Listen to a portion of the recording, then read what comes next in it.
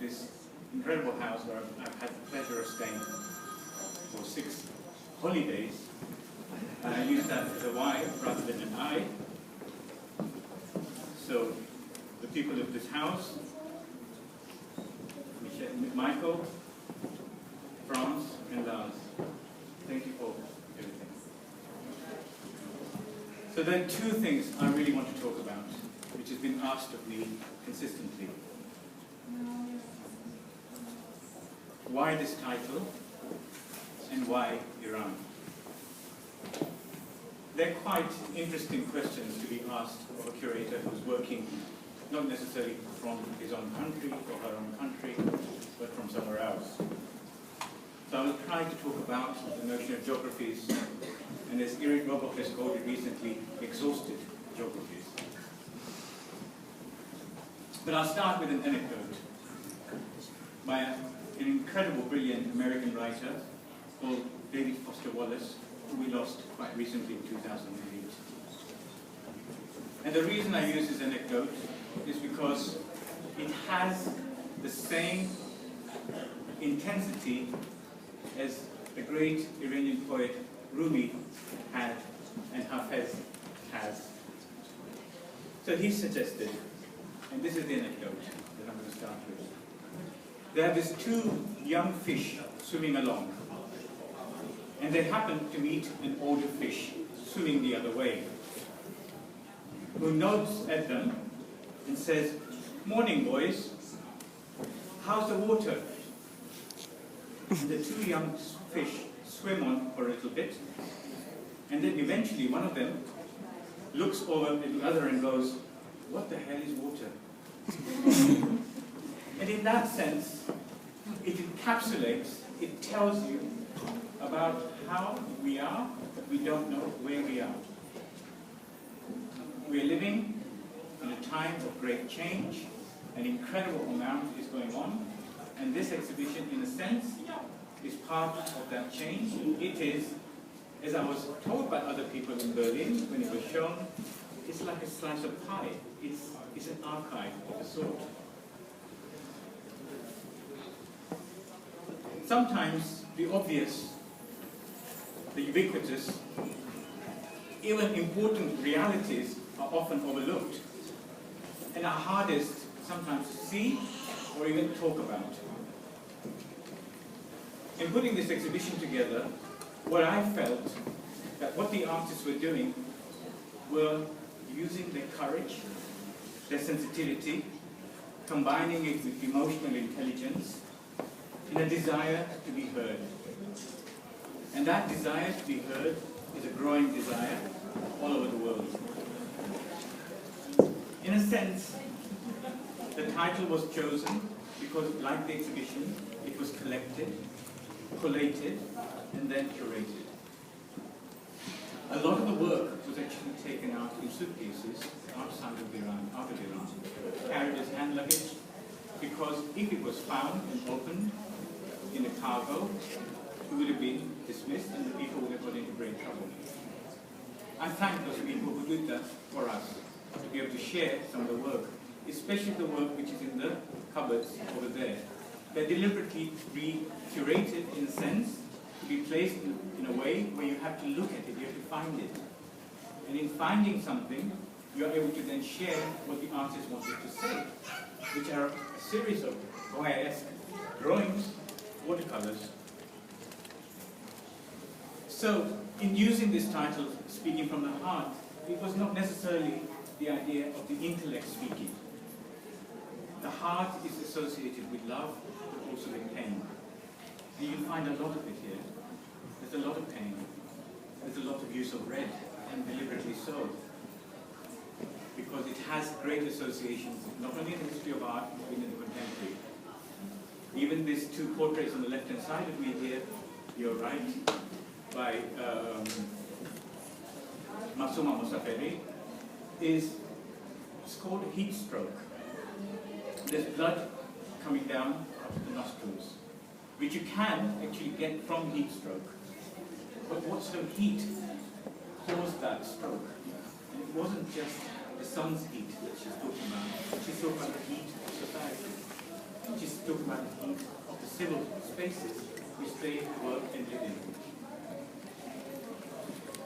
Often when I curate, people always talk about why are you interested in curating regionally?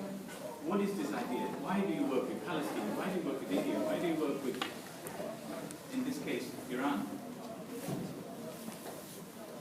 Sometimes there is a rationality, sometimes there isn't.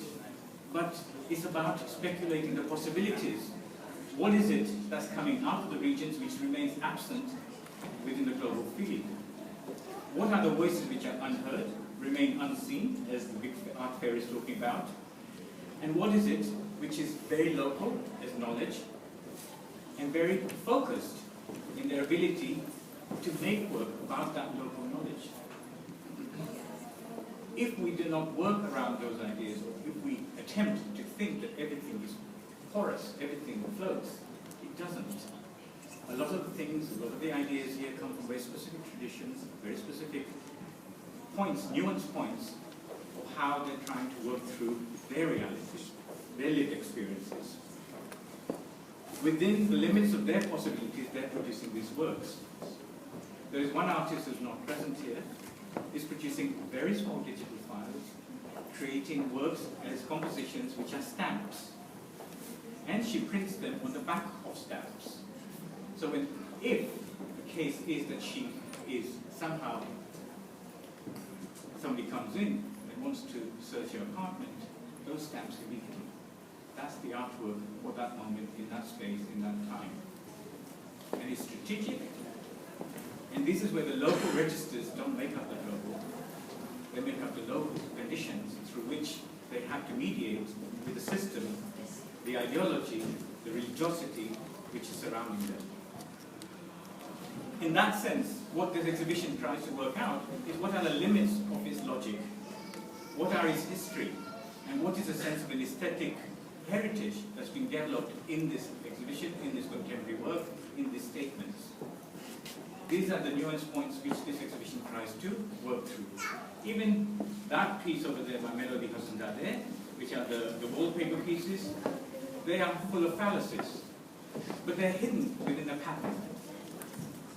So he talks about the role of patriarchy without having to create a new, without having to create a space within which you cannot function.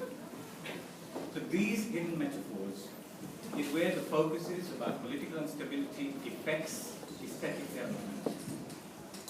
In a sense, we have here a token to be able to recognize what they are contributing to our society, our knowledge, our world. It's not a complete explanation of their identities, nor is it a kind of a bridging mechanism. This is, if anything, a kind of a cultural partnership. It has in itself a kind of transnational potential, but based on national narratives.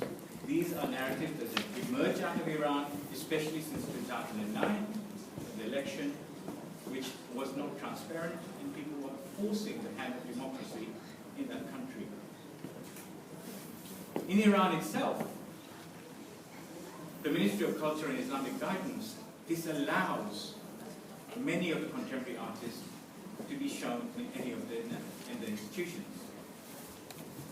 They have a very specific ethic which they employ, and the artists have a very different idea of what that ethic should be and what the public space should be and how it should refer to them and their work. In many ways, the histories of artists remain, in a sense, outside the history of art. And we need to think about that. We also need to think about how ideas are affected by lives which in the long term can help to create a national narrative, let's say in a country like Iran, or Afghanistan, or Iraq, or what is happening at the moment in the MENA region, which is Middle East and North Africa. These works are not the only works that they brought out. This is a tiny slither of what's going on there. Iran has one of the youngest population in the world, is one of the most blogging country in the world, after Korea. The blogs are in Farsi, so you have no idea what is going on. You think everything should happen in English. And that's what the dilemma of all of us is in the West. Iran has one of the most interesting and important documentary filmmaking, animation, as well as film schools, including sound technology, editing, you name it. There's millions of young filmmakers in Iran. We know two, Kiarostami and Panahi. So in that sense, the culture production of one country has to be amplified by doing these sort of smaller exhibitions, to be able to talk through these little droplets, and this is really a drop. I could have filled this whole space with one artist's work who's 25. No problem. And of absolutely great quality. So, I'm going to try and sort of end here, but just to say I'm very grateful for the platform that Amsterdam has given to this incredible group of artists, the people who have been employed, in a sense, and empowered it to be here. I'm very grateful for the fact that you are here to see it, experience it, maybe take away one image with you, which might settle with you. And to a certain extent, as James Clifford had always said, exhibitions, like other platforms, are a contact zone between yourselves, your ideas, your world, and the rest of the world. And just to end, finally, that exhibitions should be treated as experiments, and also they are. At the end of the day, they're artists who are experimenting with us through their language. And just to say again, I hope that you will be able to attend some of the other events which have been organized in this space on Tuesday starting in October by the Iranian community living in this diaspora in Amsterdam and in Holland, who will be staging certain things here, and you're